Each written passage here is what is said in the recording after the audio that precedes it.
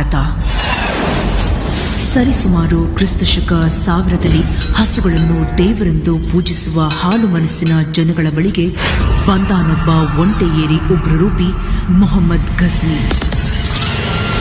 ಲೂಟಿಕೋರ ಮೊಹಮ್ಮದ್ ಘಜ್ನಿ ದೇವಾಲಯಗಳನ್ನು ಲೂಟಿ ಹೊಡೆದು ಹಿಂದೂಗಳನ್ನು ಇಸ್ಲಾಂ ಧರ್ಮಕ್ಕೆ ಮತಾಂತರ ಮಾಡಿಸಿದ್ದ. ಒಪ್ಪದ ಹಿಂದೂಗಳನ್ನು ಅಮಾನುಷ್ಯವಾಗಿ ಹಿಂಸಿಸಿ ಕೊಲ್ಲುತ್ತಿದ್ದ. ಭಾರತವನ್ನಾಳಿದವರಿಗಿಂತ ಹಾಳು ಮಾಡಿದ ದುಷ್ಟರೇ ಹೆಚ್ಚು.